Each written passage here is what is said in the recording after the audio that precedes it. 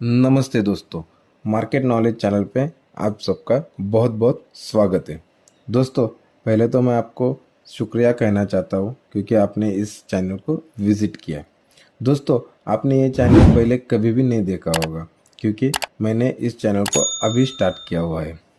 दोस्तों, आपको इस चैनल पर आगे जाके investing related, market analysis related, specific stock analysis related videos देखने मिलेगी। तो दोस्तों, आप सबका प्यार बना रहे और आप सब इस चैनल को सब्सक्राइब, लाइक और अपने दोस्तों के साथ शेयर करें। तो चलो शुरू करते हैं आज का टॉपिक। जैसे कि हम सभी जानते हैं कि पैसा हर इंसान के लिए बहुत महत्वपूर्ण होता है और आपके जीवन में बिना पैसों के आप किसी भी ज़रूरत को पूरा करना लगभग नामुमकिन है। देखो दोस्तों, एक तरफ पैसा हमारे भविष्य को सुरक्षित करने का एक जरिया है और उसी तरह हमारे वर्तमान में भी हमारी एक ज़रूरतों को पूरा करने का मुख्य कारण है।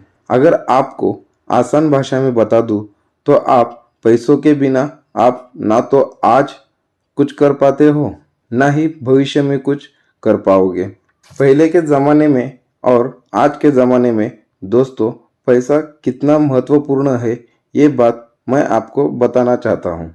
जिस इंसान के पास पैसा नहीं है वो इंसान हमेशा कहता है कि जीवन में पैसा ही सब कुछ नहीं होता।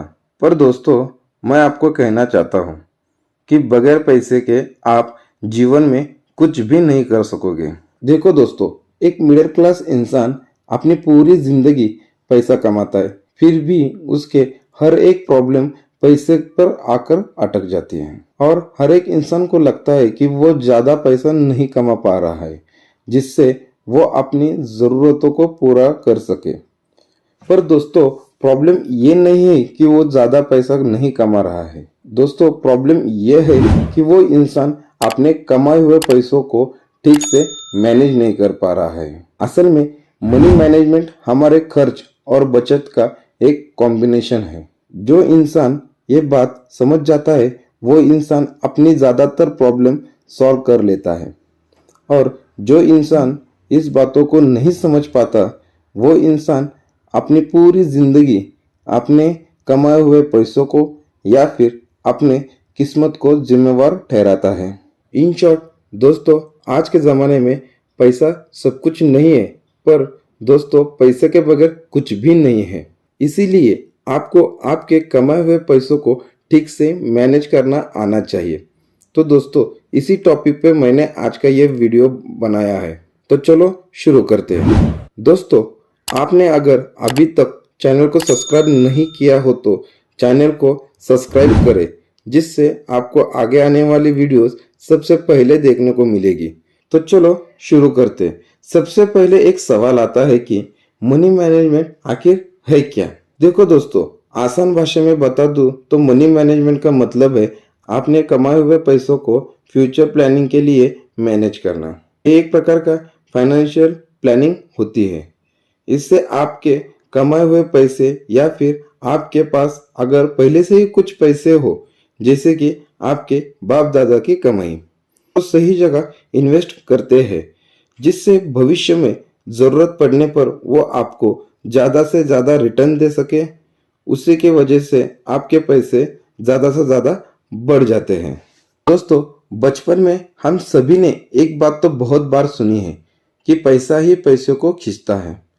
पर दोस्तों, ये बात तो तभी सच होगी जब आप आपके पैसों को सही जगह इन्वेस्ट किया हो, नहीं तो समय के साथ साथ आपका पैसा भी कम होते जाएगा।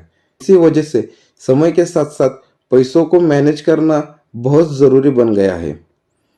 पैसों का मैनेजमेंट आप अपनी कमाई के अनुसार अपना खर्च, सेविंग, इन्वेस्टमेंट को कुछ इस तरह मैनेज कर सकते हैं क्योंकि वर्तमान समय के साथ साथ भविष्य में भी आपको पैसों की कमी ना हो। तो चलो देखते हैं पैसों को मैनेज करने के तरीके। देखो दोस्तों, हम सभी का कमाई का जरिया अलग अलग होता है। उसी वजह से हम सबकी कमाई अलग अलग होना स्वाभाविक है। साथ ही हमारे खर्च भी, हमारी लाइफस्टाइल परिवारों में मौजूद सदस्यों की संख्या या फिर ज़रूरतों में भी हमारी पसंद और प्राथमिकता सब कुछ अलग अलग होती है। उसी वजह से हमारे पैसे मैनेज करने के लिए हमारी सोच भी अलग अलग हो जाती है। इसी वजह से पैसे को मैनेज करने का कोई फिक्स ऐसा तरीका तो नहीं होता है, फिर भी कुछ ज़रूरी बातें हैं जो कि पैसों को मैनेज करने के लिए बहुत उपयोगी हैं।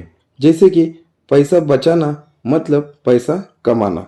देखो दोस्तों, पैसे को मैनेजमेंट करने के लिए सबसे ज़रूरी है पैसा बचाना, उसी के साथ अपने खर्चों पर कंट्रोल करना, उसी के साथ डे टू डे लाइफ की चीज़ों में बचत करना।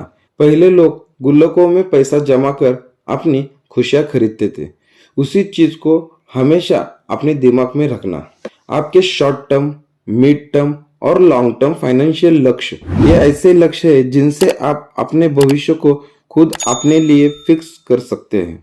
फाइनेंशियल लक्ष्यों को फिक्स करना और उन्हें पूरा करने के लिए उठाए गए कदम आपको पैसे मैनेज करने में बहुत मदद करती है। इसी के वजह से आप अपनी उन जरूरतों पर ध्यान दे सकते हैं जो वाकई में आपके लिए उपयोगी है या फिर उपयोगी नहीं है।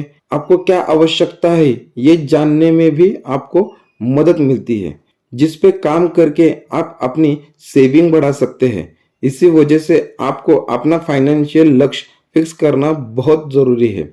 आपके फाइनेंशियल लक्ष्य आपके कठिन परिस्थिति में भी आपको फाइनेंशियल सपोर्ट करते हैं। दोस्तों, अपने फाइनेंशियल लक्ष्य को पूरा करने के लिए शुरुआत में आप छोटे छोटे लक्ष्य बना लो, जिससे आप आसानी से पूरा कर सकें।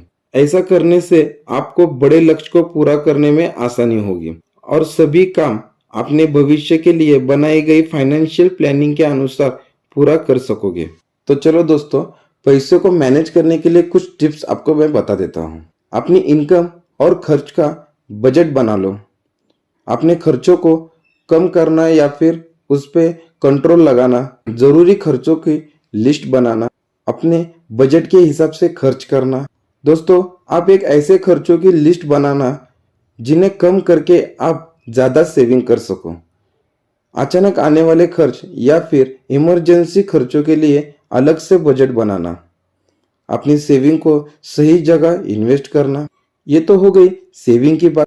अक्सर लोग कहते हैं सेविंग ही नहीं होती, पैसे ही नहीं बचते हैं, तो सेविंग कैसे करें?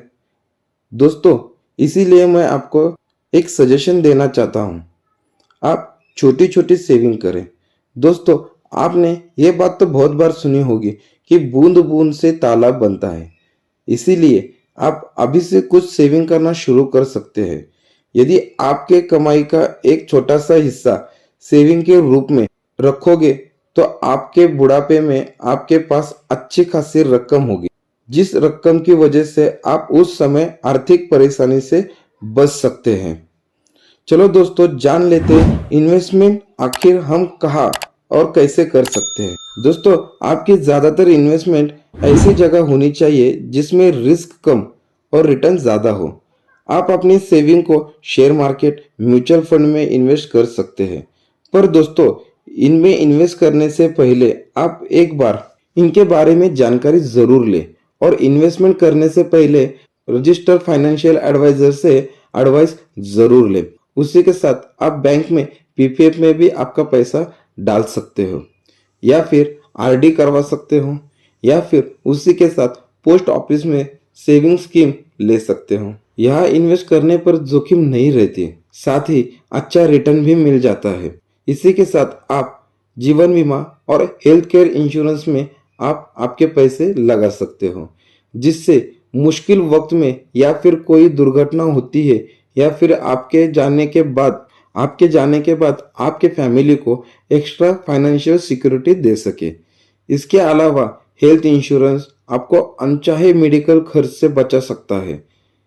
इन बातों को ध्यान में रख पैसे का मैनेजमेंट किया जा सकता है। दोस्तों, एक बात हमेशा दिमाग में रखना, भले ही आप कितना भी हार्ड वर्क करो या फिर आपकी कमाई कितनी भी हो, दोस्तों, जब तक आप आपके कमाए हुए पैसों को काम पर नहीं लगाते, यानी कि आपके पैसों को सही जगह इन्वेस्ट नहीं करते, तब तक भविष्य में आप काफी हद तक फाइनेंशियल सिक्योर नहीं होगे।